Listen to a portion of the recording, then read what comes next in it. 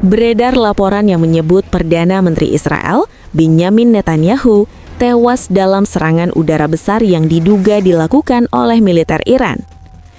Serangan tersebut disebut sebagai aksi balasan Iran setelah gugurnya pimpinan tertinggi mereka dalam serangan sebelumnya yang dikaitkan dengan operasi militer Israel dan sekutunya. Menurut informasi yang beredar di sejumlah sumber, serangan Iran menargetkan lokasi penting di Israel, termasuk area yang berkaitan dengan pusat pemerintahan. Namun, hingga saat ini, belum ada konfirmasi resmi dari pemerintah Israel maupun militer Israel mengenai kabar tersebut. Situasi di kawasan Timur Tengah sendiri masih sangat tegang setelah meningkatnya konflik langsung antara Iran, Israel, dan sekutunya, yang memicu kekhawatiran akan eskalasi perang yang lebih luas di kawasan tersebut.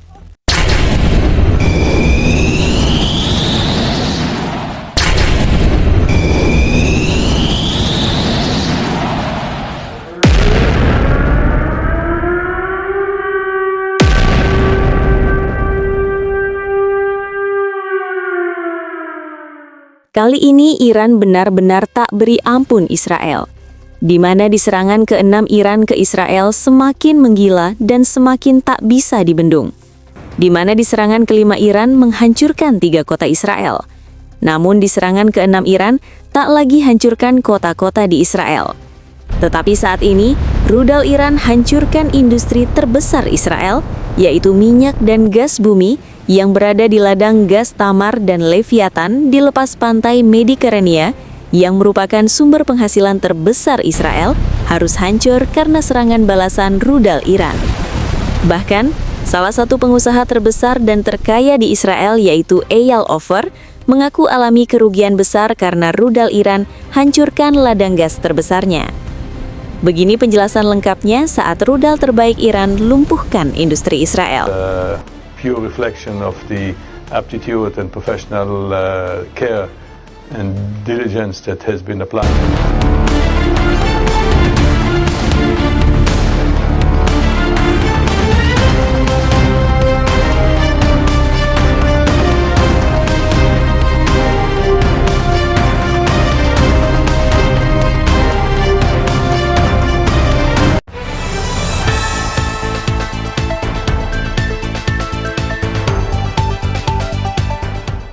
Ketegangan antara Iran dan Israel kini telah mencapai titik klimaks baru yang belum pernah terjadi sebelumnya. Setelah 5 gelombang serangan balasan yang menghancurkan sejumlah kota penting di Israel, namun di serangan ke-6 dari Iran menjadi yang paling mengguncang dunia, bukan karena jumlah korban jiwa atau skala kehancuran kota, tetapi karena sasaran serangan ini langsung menyentuh inti kekuatan ekonomi dan keberlangsungan finansial Israel.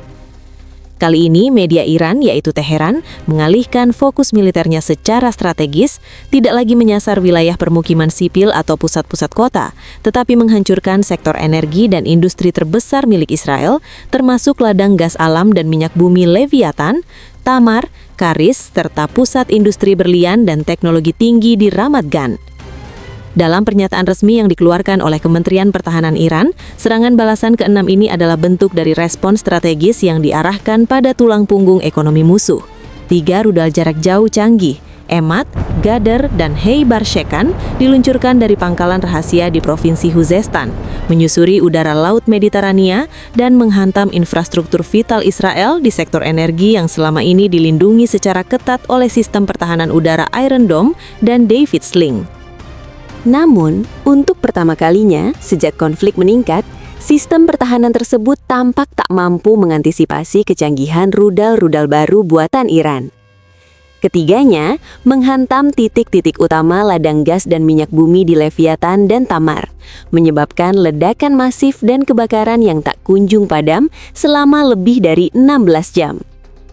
Serangan ini bukan hanya simbol kekuatan militer Iran, tapi pesan yang jelas. Iran ingin menghentikan mesin ekonomi Israel kapan? Tak ada yang lebih terpukul dari serangan ini selain Eyal Ofer, pengusaha terkaya Israel yang selama ini menguasai sebagian besar aset ladang gas dan minyak bumi di lepas pantai Israel. Eyal Ofer yang termasuk dalam jajaran orang terkaya dunia, kini harus menghadapi kenyataan pahit. Investasi senilai miliaran dolar dalam infrastruktur energi hancur hanya dalam hitungan menit. Menurut laporan investigasi Haaretz, kerugian pribadi Eyal Ofer dan perusahaannya ditaksir mencapai lebih dari 300 triliun rupiah, menjadikannya salah satu bencana finansial terbesar dalam sejarah Israel. Saya tidak pernah membayangkan bahwa kekuatan rudal bisa mencapai infrastruktur strategis seperti ini. Ini bukan hanya kerugian pribadi, tapi keruntuhan sistem ekonomi yang kami bangun selama puluhan tahun. Ladang gas dan minyak bumi di Leviathan yang terletak sekitar 130 km di lepas pantai Haifa adalah sumber utama gas alam Israel. Bersama ladang Tamar dan Karish, ketiga ladang ini memasok sebagian besar kebutuhan energi domestik Israel dan menjadi sumber ekspor utama ke Jordania, Mesir, dan negara-negara Eropa termasuk Amerika Serikat. Kini seluruh sistem ekstraksi, kompresi, dan pengolahan gas di Leviathan dilaporkan rusak berat. Kilang pemrosesan di daratan, terminal pipa bawah laut, serta jaringan distribusi mengalami kehancuran menyeluruh. Pemerintah Israel terpaksa menutup seluruh kegiatan produksi dan mengevakuasi para teknisi serta pekerja dari kawasan industri energi. Bahkan, Panglima Angkatan Laut Israel, Aluf David Sa'ar Salama, tak menutupi keterkejutannya. Dalam pernyataan resmi yang disiarkan di kanal militer, ia menyebut serangan ke-6 Iran ini sebagai bentuk perang non-konvensional yang menyasar sistem napas ekonomi negara. Kami fokus pada pertahanan kota dan militer, sementara Iran bergerak di luar dugaan kami. Ini bukan hanya serangan, ini operasi pemutusan nadi ekonomi nasional. Serangan balasan Iran tidak berhenti di sektor energi. Beberapa jam setelah rudal pertama menghancurkan ladang gas, sejumlah drone tempur dan roket jarak menengah dikabarkan menyerang kawasan Ramat Gan, pusat industri berlian dan teknologi tinggi Israel. Ramat Gan adalah rumah bagi bursa berlian Israel, Israel Diamond Exchange, salah satu pusat perdagangan berlian terbesar di dunia. Selain menjadi simbol kemewahan, industri berlian di Israel juga menyumbang miliaran dolar dalam ekspor tahunan. Fasilitas pemolesan berlian dan pabrik pemotongan di kawasan ini menjadi sasaran langsung, dengan sejumlah fasilitas dilaporkan rusak parah akibat ledakan. Selain berlian, kawasan ini juga merupakan jantung industri teknologi tinggi Israel, termasuk manufaktur drone, perangkat lunak cyber, hingga startup kecerdasan buatan. Beberapa fasilitas strategis kini berada dalam kondisi siaga penuh setelah Iran mengisyaratkan bahwa target mereka selanjutnya adalah industri teknologi dan pertahanan digital Israel. Tak butuh waktu lama, serangan ke-6 ini mengundang gelombang kepanikan di masyarakat dan pemerintahan Israel. Jika ladang gas kita bisa dihancurkan, industri teknologi kita bisa dilumpuhkan, maka ini bukan sekadar perang. Ini adalah awal dari kehancuran negara Israel. Bursa saham Tel Aviv dilaporkan anjlok lebih dari 20% dalam sehari. Investor global mulai menarik modal dan tekanan internasional atas ketegangan yang meningkat membuat nilai tukar shekel melemah drastis terhadap dolar dan euro. Serangan balasan ke-6 Iran adalah bukti nyata bahwa medan perang kini tak lagi hanya di darat atau udara, tapi juga di sektor ekonomi dan infrastruktur strategis. Iran telah membuktikan bahwa mereka tidak hanya memiliki kekuatan militer, tetapi juga kemampuan intelijen dan strategi ekonomi yang presisi. Berita kedua, begini pernyataan Duta Besar Iran yaitu Muhammad Boroujerdi yang mengatakan, jika Iran tak akan berhenti serang Israel sebelum rudal Iran berhasil tumbangkan Perdana Menteri Israel, yaitu Benyamin Netanyahu. Di tengah serangan udara, rudal balistik dan retorika saling ancam, sebuah pernyataan mengejutkan datang dari Duta Besar Iran yaitu Muhammad Boroujerdi yang mengatakan jika Iran tak akan berhenti serang Israel sebelum rudal Iran berhasil tumbangkan Perdana Menteri Israel yaitu Benyamin Netanyahu.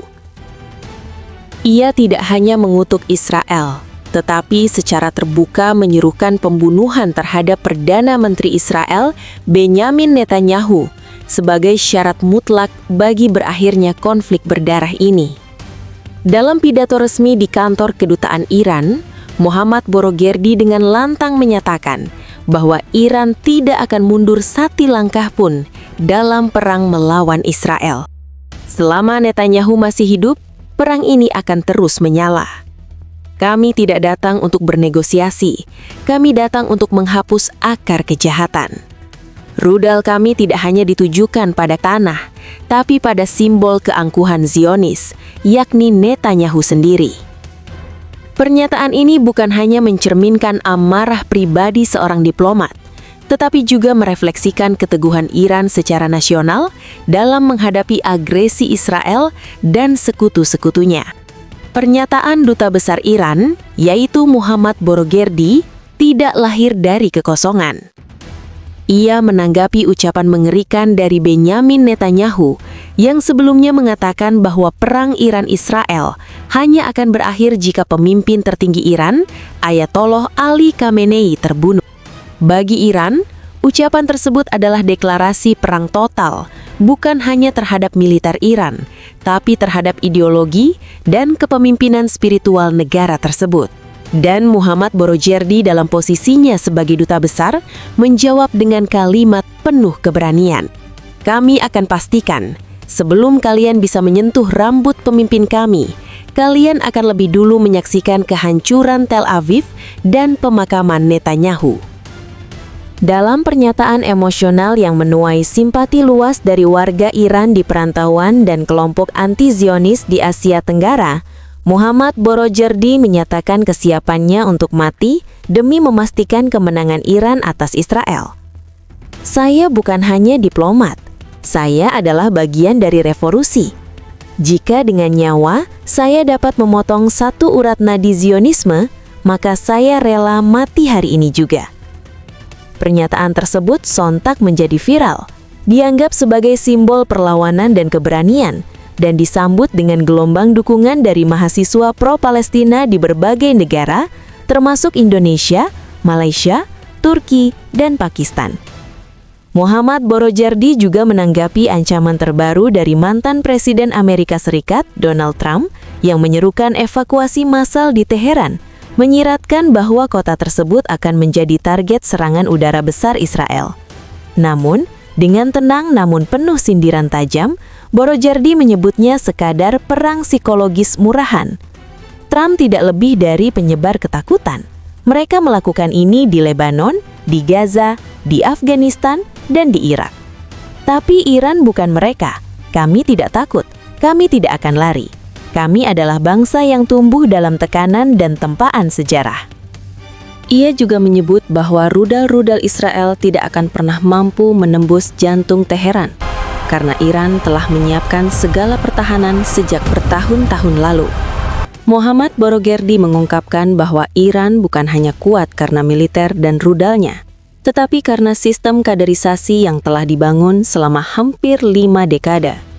Sejak berdirinya Republik Islam tahun 1979, Iran telah menyiapkan generasi demi generasi pemimpin dan jenderal militer untuk menghadapi situasi paling genting sekalipun. 5 jenderal kami gugur? Ya, mereka adalah syuhada.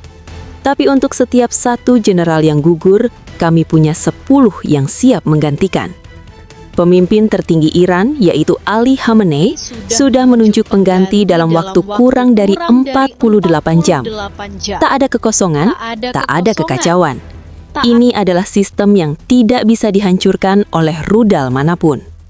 Duta Besar Iran Muhammad Borogerdi menyebut penggantian cepat beberapa nama penting pasca serangan Israel. Muhammad Pakpur menggantikan Hossein Salami sebagai Komandan IRGC. Abdul Rahim Musawi menggantikan Muhammad Baheri. Dan meskipun Ali Shadmani sempat ditunjuk menggantikan Golami Rashid, ia pun gugur beberapa jam kemudian akibat serangan lanjutan Israel. Dalam penutup pidatonya, Muhammad Borogerdi memperingatkan dunia bahwa Iran tidak sedang bertarung untuk kesepakatan jangka pendek. Perang ini menurutnya adalah perjuangan panjang untuk menghapus satu entitas yang disebut sebagai sumber kehancuran kawasan. Jangan kira ini hanya urusan Iran dan Israel. Ini adalah perjuangan global. Kami membawa suara anak-anak Gaza, jeritan pengungsi Lebanon, dan air mata keluarga di Quds. Kematian Netanyahu adalah permulaan. Setelahnya, kami akan pastikan tak ada lagi penjajahan atas tanah suci kami. Pernyataan Muhammad Borujerdi kini menggema di seluruh dunia, menjadi topik utama di forum-forum internasional. Banyak yang menganggapnya sebagai suara keberanian dari timur, tapi tak sedikit pula yang menilainya sebagai lonceng bahaya dari potensi Perang Dunia Ketiga. Apakah Iran benar-benar akan mengeksekusi misinya untuk menghabisi Netanyahu? Apakah Israel akan membalas dengan kekuatan penuh? Dan bagaimana sikap Amerika Serikat yang selama ini menjadi pelindung setia Tel Aviv? Yang jelas, perang telah berubah bentuk dari pertempuran senjata menjadi pertempuran eksistensi. Dan seperti yang diungkapkan Muhammad Borujerdi, Iran tidak akan mundur. Bahkan jika tinggal satu rakyat yang tersisa, kami akan tetap bertempur.